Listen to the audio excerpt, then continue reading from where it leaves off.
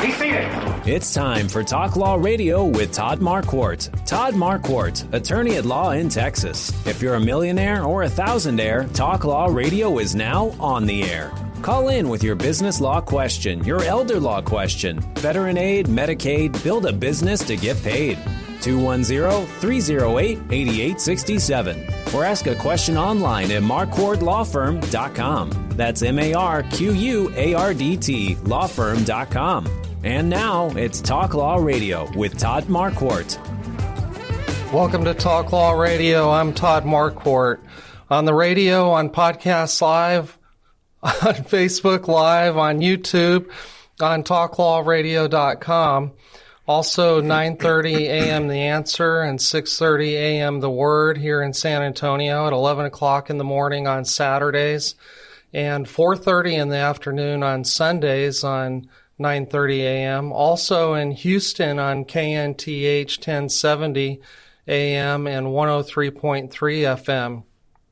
Today we're going to be talking about Pilates, homeschool, coaching kids, and legacy with Christian Mueller, owner of Club Pilates here in San Antonio. But first, let's check in for the financial focus with Steve Warren with Financial Planning HQ. He and his sons are true financial planners. They don't sell investments or insurance. They provide a planning service that helps financially successful people reach their financial goals with less time and stress, so they can do what they really want to do without having to deal with money managers and CPAs who refuse to communicate with one another. So in addition to legal blind spots, I'd like to highlight a financial blind spot. So, Steve, welcome back to the show. Super fantastic. I'm glad to be back. Last week, we ended with a question our audience could ask their financial advisor. Sure. Which areas of my financial plan are currently on track? What does on track mean? Well, first of all, I would say that I would bet that a lot of your audience probably doesn't have a financial plan, because the surveys kind of show that most people don't have a comprehensive written lifetime financial strategy. But what does on track mean? Well, for our clients, it means that your financial behavior and the progress that you made align with your specific milestones, the goals that you have that require money and planning to achieve, and by when you want to achieve those goals. And those are all things that you've expressed to us, so they're on a written document. And a typical ideal client has 25 objectives. 25 objectives in the 5 disciplines. That would be the tax, the legal, every type of insurance that exists, wealth planning, and financial planning. So when we send out a questionnaire, clients tell us what their objectives are. Like for taxes, it could be we want to pay less in taxes. And so if a client is off track, then we'll take steps to make sure they get on track. So we'll prescribe specific strategies that they need to undertake, even if they get off course just by 1 degree. And then what we do is we monitor the progress that they're making to get back on track. So we hold them accountable to do what they need to do, just like a fitness coach might hold their student accountable to get that extra 10 reps in or whatever, right. whatever it might be. So an example of that might be like, I'm thinking of a client that's going to retire in June of this year. And so her goal was, she actually used the words financial independence, not retirement. And her goal was to retire at the end of June with $172,000 in net spendable income. And so she's currently on track to do that. Everything looks good. She's just going to stay on till she gets her final bonus, and then she's going to leave. So that's an easy example because she is on track. But that's something that I think a lot of people in your audience maybe are not held to account for. To do the things that they need to do, because sometimes, Todd, advisors tend to be politically correct. Right. Instead of the unvarnished truth, or say this is what you need to do in order to accomplish that goal. Yeah. So if we ask our audience to rate their financial advisor on a scale from 1 to 10, and 1 being an absolute disaster and 10 being a role model for the planet, how would you rate your financial advisor? And what if they only rated them a 6 or a 7? Most people do rate their financial house a 6 or a 7. So if I ask a question like, how would you rate your financial house, with 1 being a disaster and 10 being a role model for the planet, most people say a 6 or a 7. So I would say that if your audience, if everyone out there feels that they are a 7 or even an 8, and they'd like to be a 10, at the very least, give us a call. You can give me a call, Steve Warren, at 210-685-2722. And we can schedule an initial meeting, which we call a financial roadmap meeting. So you think that you can get them to rate you out of 10? Do your clients rate you out of 10? You know, when I ask that question, because I do like to get feedback from our clients, they always get to like a 9 because they don't want me to think that there isn't room for improvement. Okay. So that's fair. Yeah. I guess they don't want us to slouch. So what outcomes can a client expect from working with your team? Well, they can expect to, the biggest outcome is that they can expect to, get their entire financial house in perfect order. I mean, that's the outcome. It takes time to get there. It typically takes about 12 to 15 months, with us doing a lot of heavy lifting in the first year. And then once we get there, then we've got to keep them there because, things change. Everything changes. Clients love predictability, so they don't like to have tax surprises. They don't want to miss financial deadlines. They don't want to, miss financial opportunities and, just miss opportunities that they could really benefit from. Mm-hmm. And so clients like to have predictability. And so we've got a good rhythm of communication where all of the client's subject matter experts, they're all coordinated.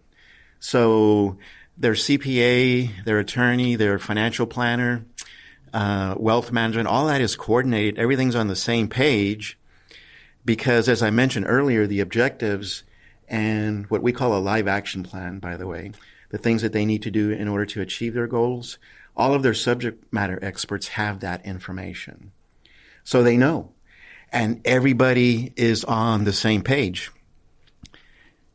Whereas most people tend to work with their advisors in a vacuum, right? Mm-hmm. So they'll work with you, they'll work with their CPA, and, nobody has stepped up to coordinate all of those subject matter experts. Right. So the main outcome is predictability, no surprises, and just the peace of mind of just knowing that you're on track. You ever meet with anybody that had unrealistic expectations? I want to retire in 10 years, but they don't have enough money to do that.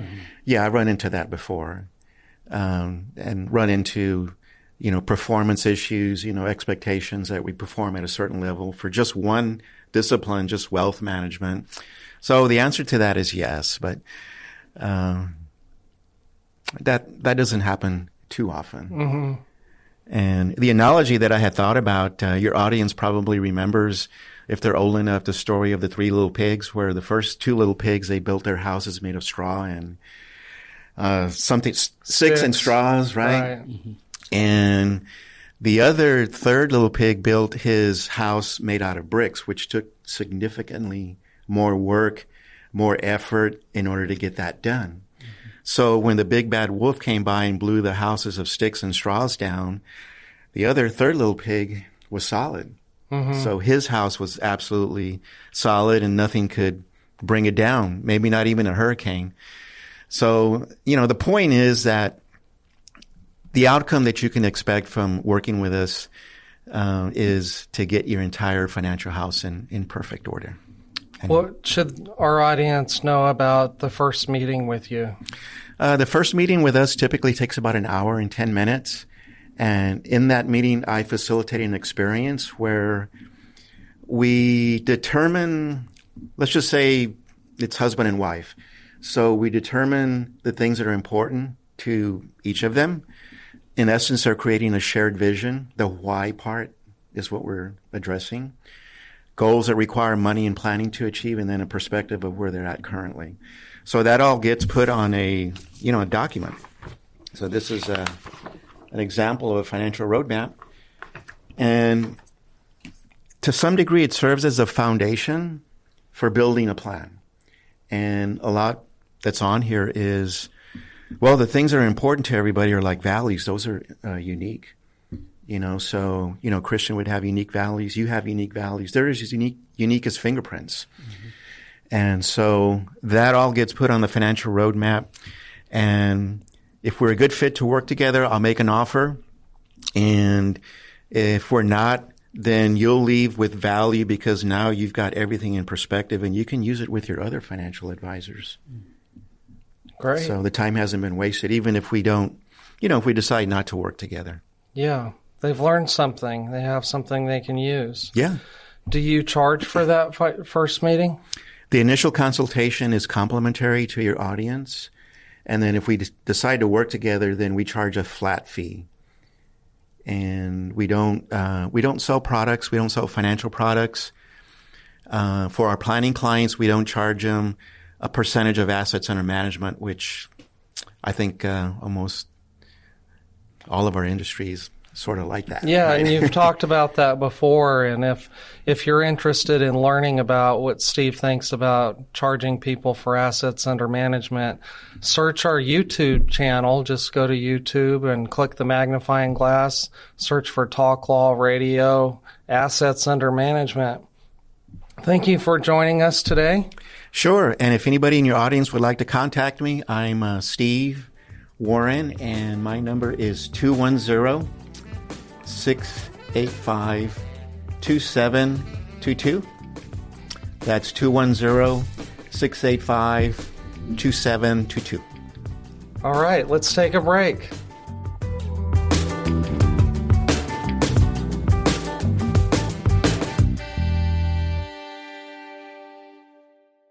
Are you confident about your financial future? What if you had a clear financial roadmap and a team holding you accountable to make the best financial decisions no matter what? At Financial Planning HQ, Steve and his sons, Joseph and Jacob, have been helping San Antonio families since 1987 with inspiring, intelligent financial strategies. Whether it's achieving or maintaining financial independence, becoming more tax efficient, or building business wealth, we create a comprehensive, written lifetime financial strategy that's uniquely yours, based entirely on what's important to you. Don't leave your financial future to chance. Call Financial Planning HQ today at 210-685-2722. That's 210-685-2722. And take the first step towards financial clarity. That's Financial Planning HQ, inspiring financial strategies for San Antonio. Remember, 210-685-2722.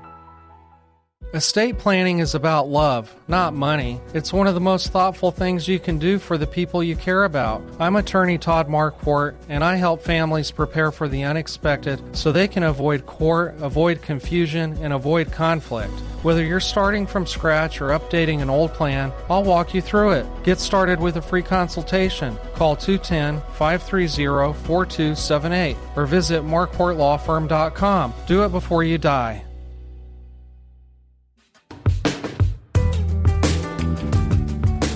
Welcome back to Talk Law Radio. I'm Todd Marquardt here with Christian Mueller, who's going to be telling us about his life and how he became owner of Club Pilates at Dominion.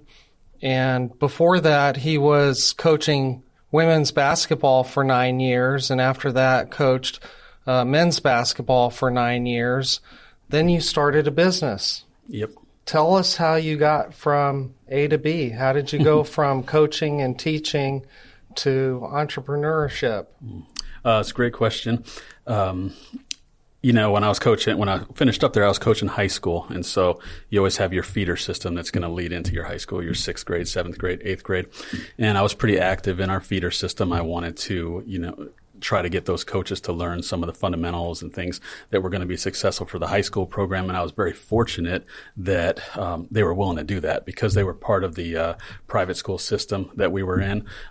They really had a lot of belief in me after seeing the success that my high school teams had. And so they wanted their sons who were on a team to, get experience in the things that were going to help them when they moved up to the high school level. So whatever I asked them to do, they did. And I would go down and watch them. They'd practice 3 days a week at 2:30 in the afternoon. And so my schedule permitted me to go and watch them practice. And one day I asked them, I said, what is it that both of you guys do that you can coach your kids at 2:30 in the afternoon? And they were both business owners. Okay. And so, that makes sense. Yeah. My cousin actually owns 2 Club Pilates out in California, and he had talked to me about it before then, but I always sort of put it on the back burner. I loved coaching. I still love coaching. It's the best thing ever. And I was in no hurry to get out of it. But at that time, I think I had a 3-year-old and a 1-year-old. And so I was starting to think ahead about, wanting to coach my own kids down the road. And so it made sense for me to look in the direction of being a business owner. Okay. Well, that's a great way to think of it. My favorite photo that I've seen of you online is your LinkedIn profile. Mm. You have a banner of you with your arms way up and cheering. You just won some big game. Mm-hmm. Tell us about that game. So that was actually in the playoffs. So when I took over that program at Round Rock Christian Academy the year before, they had won a single basketball games, no games in their district. And 5 months after I took over the program, we were really fortunate, but we were district champs and we made it to the final 8 of the state tournament. So that picture that you saw was actually in the second round of playoffs.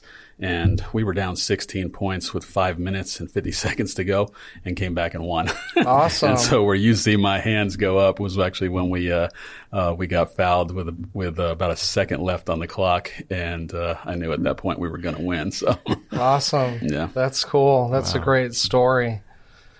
Okay. Well, we know that you were a coach and a teacher. Tell us about how you became what you needed to be to get through all of that and to really start a business. Where did you come from? Okay. So I think for me, I never had a dad growing up in New York. My grandparents were Lutheran missionaries, and when my mom and my dad divorced, my mom was going to have to assume the role of, primary breadwinner. And so my grandparents at that point, they were in their 70s. They were ready to retire. They were pastors out in St. Louis at the time. And so they agreed to move in with us in New York. And when I was 15, my mom passed away of a heart attack. So at that point, all of a sudden, I don't have any parents. And, that was obviously, that's hard for any kid to go through. I was angry at God, angry at the world. It's just, so easy to look around from a comparison standpoint and be like, well, half the kids have at least one parent. Nobody has none. You don't have anybody in your peer group that's in that same situation. So I really had a poverty mindset and a victim mindset. It was like the world is against me, type thing. And, I ended up living in 2 different youth homes after that. Like I said, I was pretty angry. I could have gone to live with my aunt and uncle in Indiana, but I was just having a real hard time emotionally and kind of, processing everything that's happened in such a short amount of time, And so I ended up going to 2 different youth homes. Both of them were Christian-based.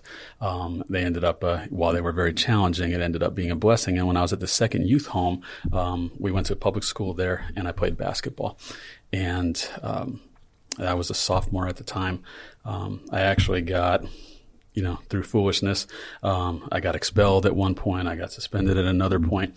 And my coach, who was only 27 at the time, asked his dad, his former high school coach, and said, should I kick this kid off the basketball team? Because at some point you got to think about what type of culture are you setting? Right. If I don't kick this kid off, what does it set for the rest of the team, et cetera? And his dad said, you probably should, but I'll tell you this right now. Basketball is the only thing that's going to reach that kid. And he was right. And so I mean, I get emotional even just saying that, because the truth is he saved my life. At that point, that was about the only thing that I felt that I had going for me at that time. So his impact in my life, I finished up high school living on my own for 2 years in Arkansas because I wanted to stay. I could have gone back and live with my relatives, but I really did. I loved my coach. I loved my teammates. And so I wanted to continue that basketball experience. It was a good environment for me. And but since I was living on my own, I needed somebody to check on me, and he did that. So he was really there. Even at 27 years old, he really kind of had a fatherly role towards me, and that made me want to get into coaching. Oh, wow. Yeah.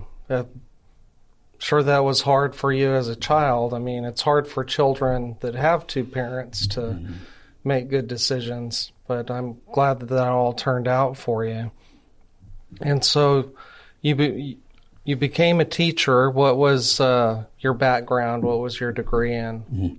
So I went to Valparaiso University, and I majored in history with a minor in secondary education. And in my head, I had just always thought, I'm just going to become a high school basketball coach. Well, this is Indiana. Okay. Basketball is king up there the way football is down here. Right. So, I think I applied for 15 jobs like right off the bat, just high school jobs that were posted as open. Had no idea how everything works, right? That you need to really be in the system at that school and be a teacher there. You don't just fill, that one role. And so I actually, the only letter that I got back was from Michigan City School System in Indiana. And they said, we have an 8th grade girls job. And I can tell you right now that was not on my radar to coach girls at that time at all. And if it hadn't been that one particular team, I think that it would have stopped right there. But it was an incredible group that we had. I mean, there were a number of girls that had the ability to go and play in college. We went 11-1 on the year, and the only team we lost to had a girl who ended up playing in the Final Four for Xavier years later. So. Well, if I had to guess, this was all God's plan for you. I mean, he was leading you, showing you those opportunities that were a good fit for you. Yeah. I like the way you phrase that. I would agree. He took the circumstances of my life and was able to bring about a blessing in them and kind of cultivate, a heart for other people and sort of helping them develop in the same way that my coach did for me. Yeah.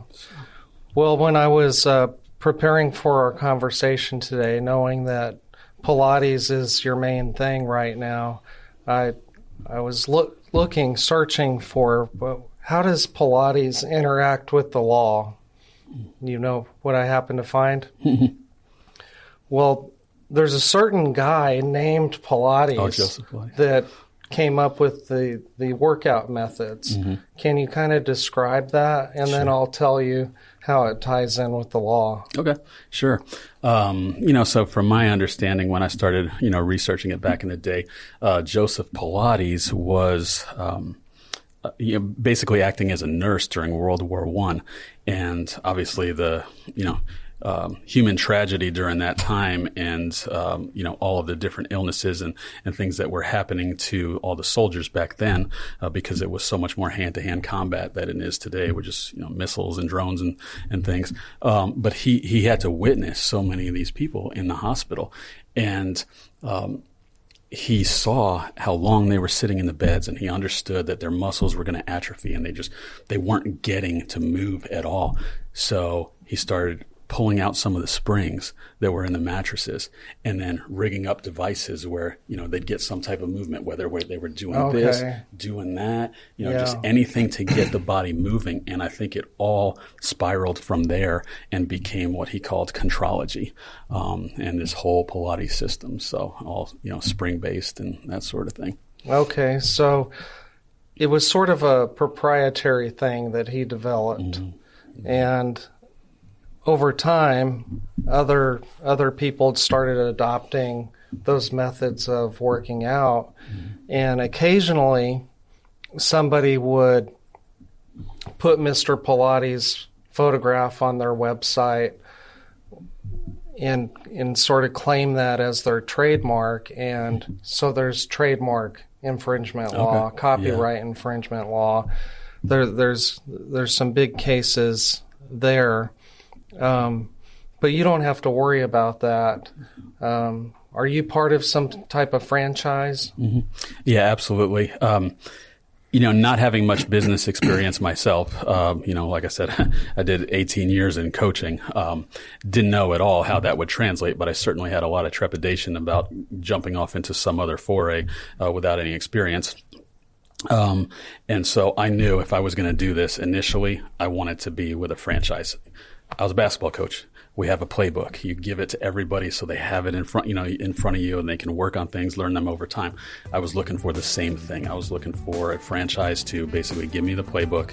I believe in it, and then I'm going to run with it. Awesome. Well, we got to take a break, but when we come back, we'll be talking about sinners and saints and legacy too. Stay tuned.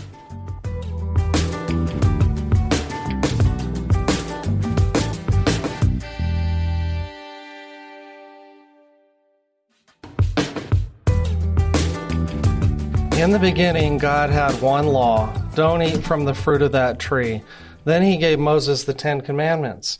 And now we have municipal, state, and federal lawmakers that won't stop creating new laws that might impact you without you knowing it. So listen to Talk Law Radio every Saturday. Listen on YouTube or Facebook, or listen on podcasts while you're walking the dog, working in the garage, or whatever else you do. But this is the third segment. It's the sinners and the saints.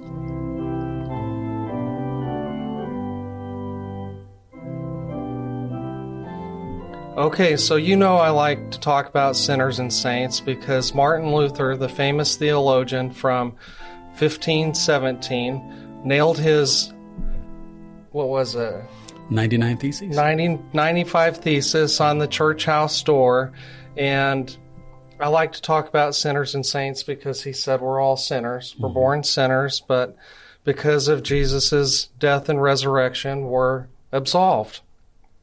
Well, the sinner this week is going to be Meta, the company that runs Facebook, and Google, because they were sued by a young woman's parents on her behalf. They called her KGM because she was a minor at the time, so they don't use the minor child's name.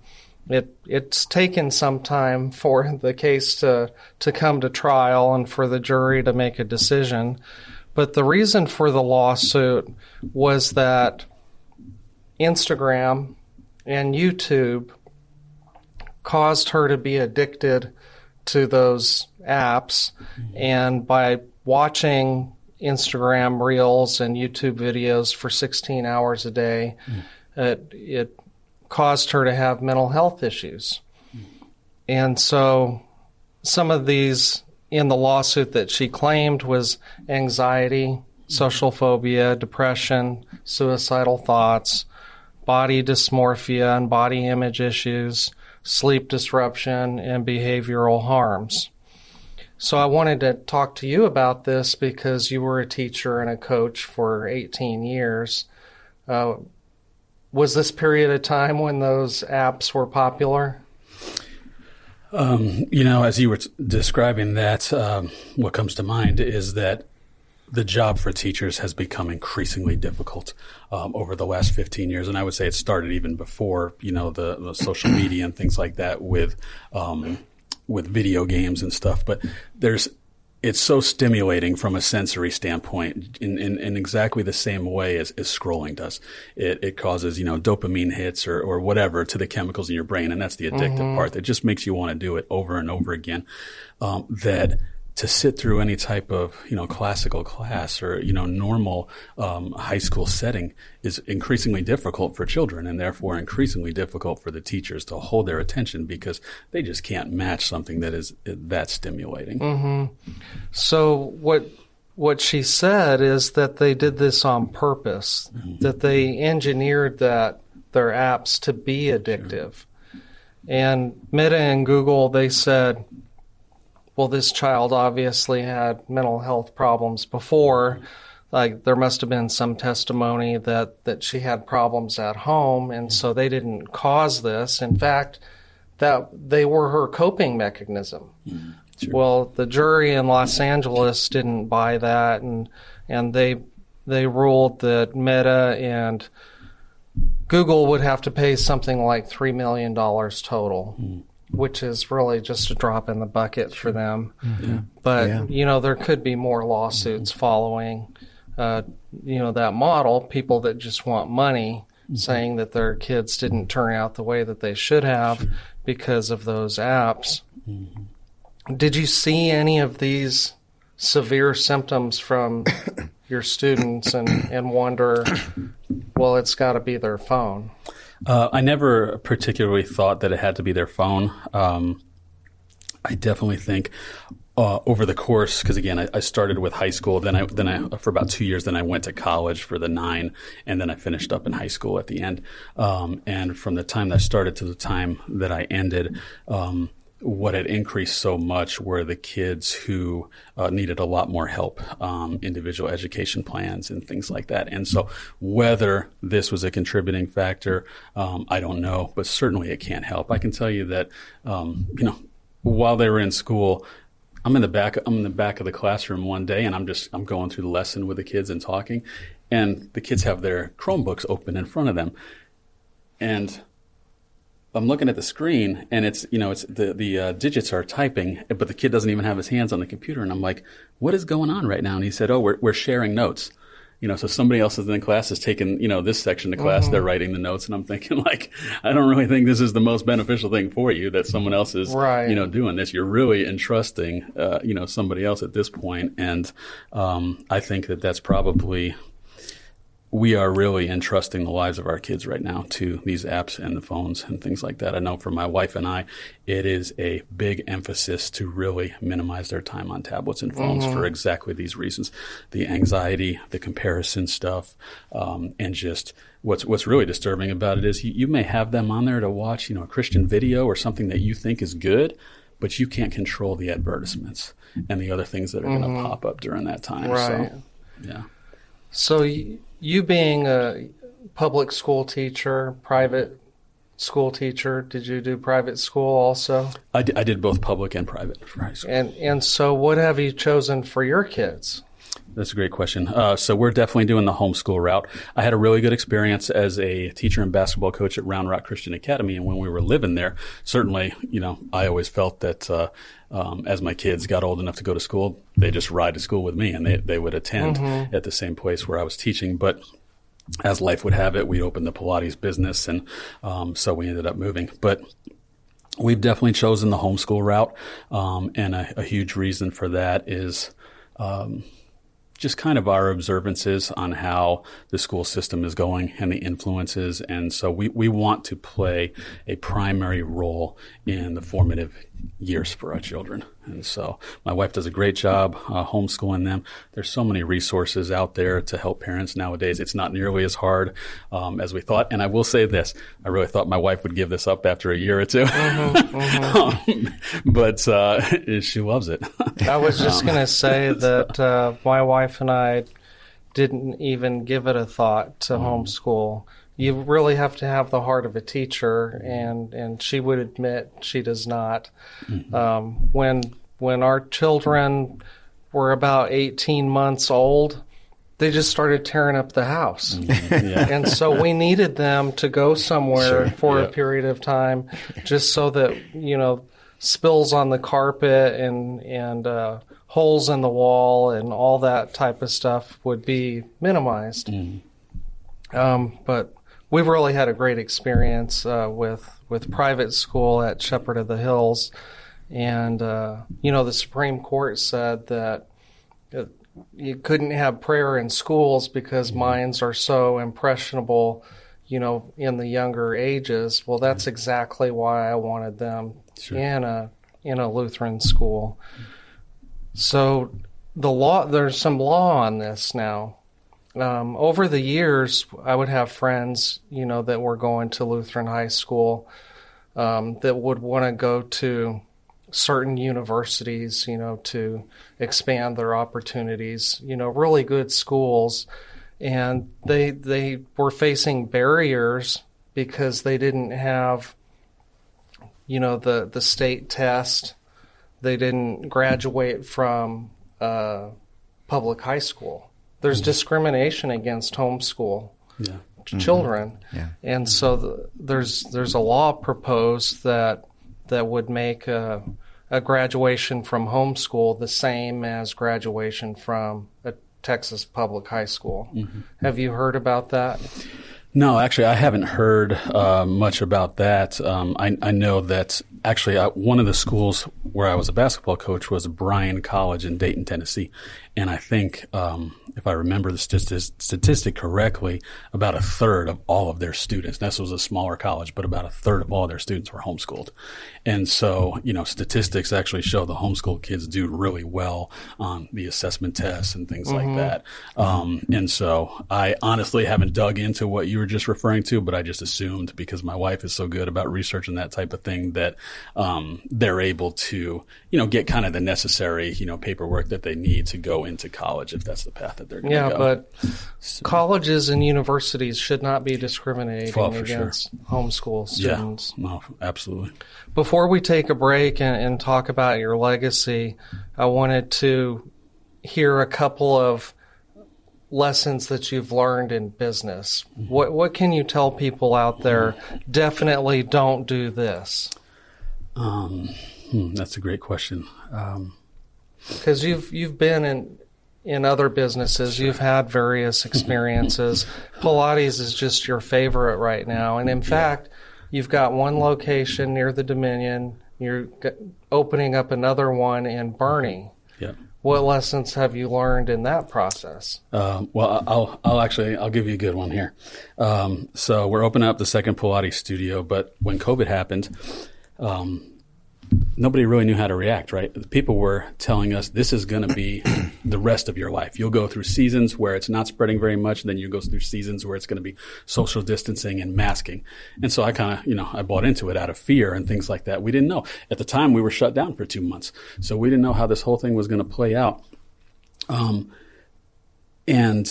So I started thinking, I need something that is essential. And so I started looking at other franchises, and that's how I ended up picking, okay, well, what are some of the things that are not getting shut down right now? The home service companies, right? Everybody's remodeling their home and that sort of thing. So I started looking into some franchises there. And I ended up settling on one home service company that was relatively new, right? If you wanted a big piece of a market in a city, you were going to have to find something new, right? You're not going to find a Chick-fil-A and just be able to put it next to your house right now. We'll have to take a break. When we come back, we'll get to the lesson, something that you should definitely not do. Stay tuned.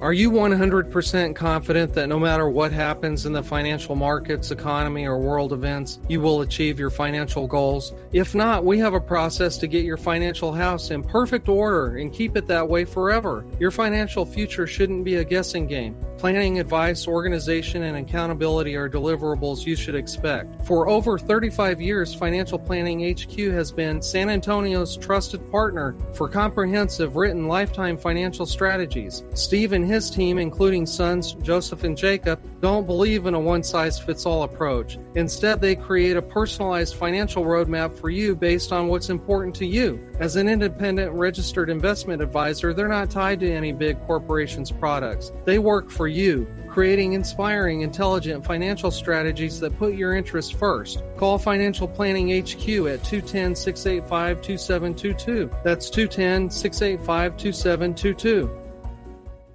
Estate planning is about love, not money. It's one of the most thoughtful things you can do for the people you care about. I'm attorney Todd Marquardt, and I help families prepare for the unexpected so they can avoid court, avoid confusion, and avoid conflict. Whether you're starting from scratch or updating an old plan, I'll walk you through it. Get started with a free consultation. Call 210-530-4278 or visit marquardtlawfirm.com. Do it before you die.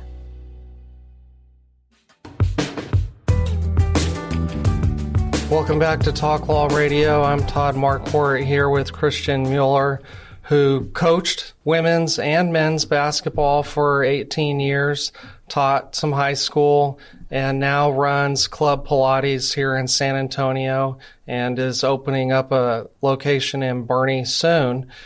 I just asked him, you've been in business, you've experienced a lot. What's one thing that you should definitely not do? And if you didn't hear his intro to that question, you'll have to click on the other YouTube video that has that segment. But here's his response. Absolutely. So when I had opened up the Club Pilates, as I mentioned, and then I was looking for something else that was essential. So I started vetting different franchises. And, anytime you're doing a business, you're worried about money going out here and money going out there. So you're looking for ways to save. And the way that I chose to save was not involving a lawyer in reviewing the franchise documents. And, they give you that stuff. It's 200 pages. It's, it might as well be algebra written in a foreign language, right? Because it's stuff that the typical person doesn't understand. I couldn't even attempt to get through it all just because it doesn't make any sense to me. And so I tried to save money. I told myself, okay, if this was really a bad thing, then nobody else would be buying into the franchise. And so instead, to try to save a few $1,000s, what I ultimately did was I didn't have somebody else who was well versed in this, another set of eyes on this, that probably would have said to me, have you looked at the information in here? Have you considered this? Because the truth is I hadn't until I was knee deep in the business, and it ended up being a failing business. And I looked back and thought, boy, I really would have liked to involve somebody else during the decision-making process instead of going it alone. That's good advice. You were talking about essential. Well, I just kept telling everybody that I had an essential business. And, it's debatable whether an attorney is essential or not. I mean, we're not a hospital. Yeah. But I said my clients need access to the judicial system. Mm-hmm. And I said my listeners on the radio, they need access to information. Mm-hmm. And so I told all of my staff, at first I had to let everybody go, but then I'd bring them back one at a time. And so I said, if you get pulled over, tell them you work for an essential business, because the mayor shut down the city and said, you're not allowed to leave your house. Remember that? Yeah. Traffic was so much better back then. Yeah. Well, this is the fourth segment, so we're going to talk about legacy. And now it's time for the Talk Law Radio Legacy Spotlight. What's your legacy? Sponsored by Marquardt Law Firm. Marquardt Law Firm focuses on business and estate law, and that's last wills, living trusts, and tax-protected inheritance plans. It's all about legacy. So, I like to ask this question because Melody was on the show, as she probably told you. I put her on the spot as well. So legacy is anything that you've learned from those who have gone before you, or that you want to pass on to those that you love, or maybe it's something that you inherited, or maybe it's something that you want to stay in the family. Of all those things, what would you say is the most important to you regarding your legacy? Well, for sure, it's what my children think of me. It was said, it never ended up on his tombstone, but Mickey Mantle made the comment that he wanted his tombstone to read, he was a great teammate. And, I've moved around a lot. And so, it doesn't give you as much of an opportunity to put down roots and develop tons of friendships as it would if you're staying.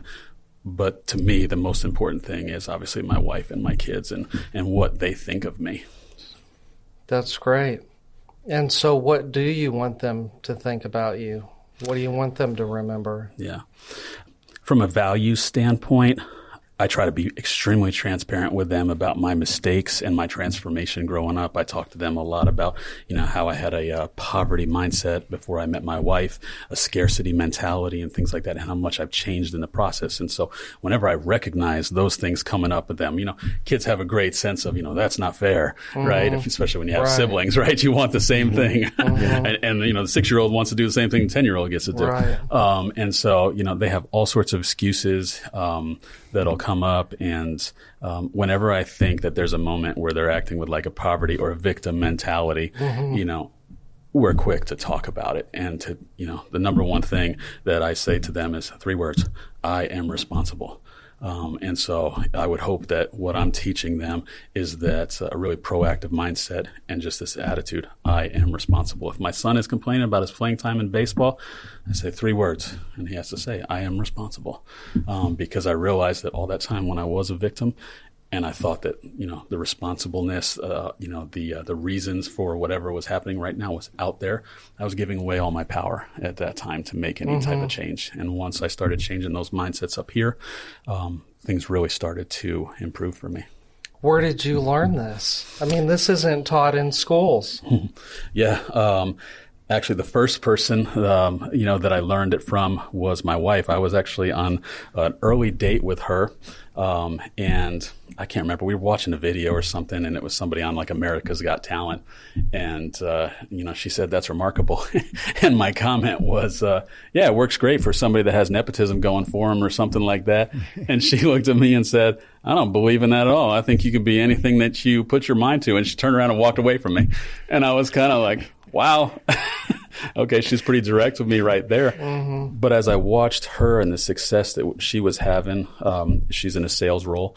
And I mean, obviously for them, she's like 95% commission. So it's all based on what you do. And to watch the confidence that she had, to watch the confidence that her leaders had as I was getting to meet them, go on these incentive trips and realize what great people they are. But it was really about their mindset.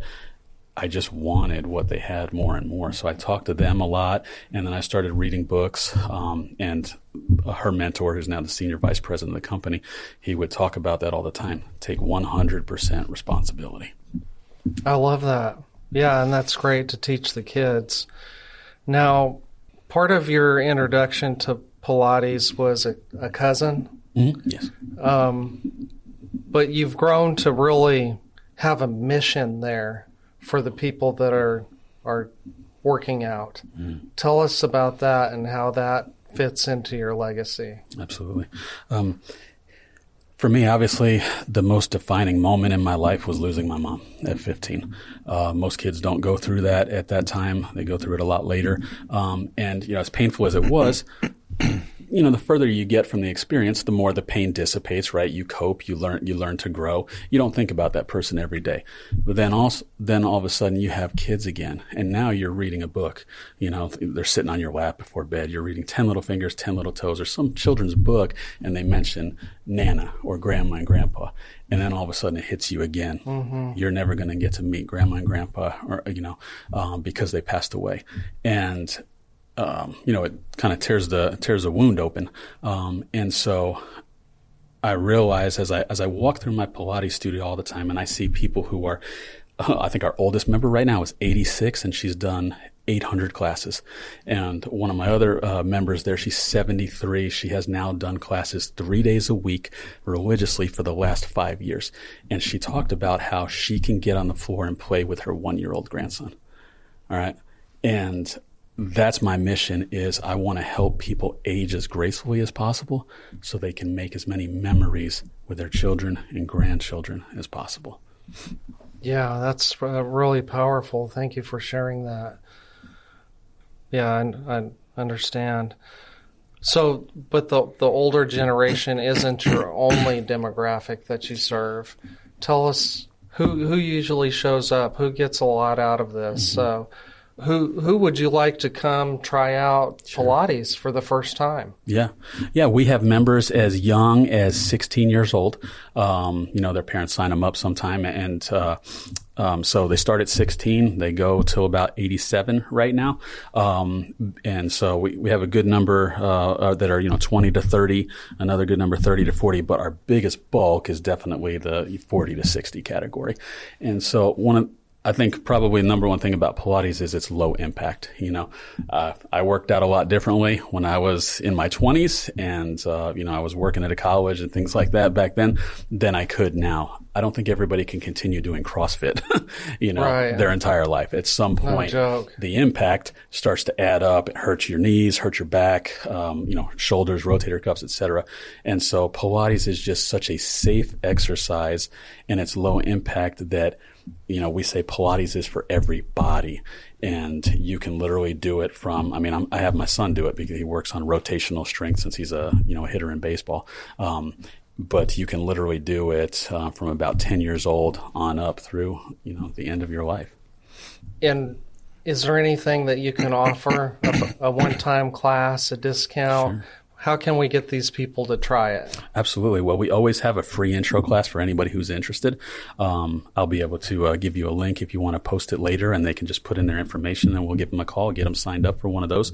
And then periodically during different times of the year, we offer 10% off your first month of membership and a zero enrollment fee. So if your listeners want to take advantage of that, then we're happy to offer. Okay. Tell us where these locations are. So the first location that I opened is basically right across from the Dominion neighborhood. So it's right there on the I-10 access road. And then we will be opening our second location in Bernie, also on the I-10 access road, pretty close to where Highway 46 meets I-10.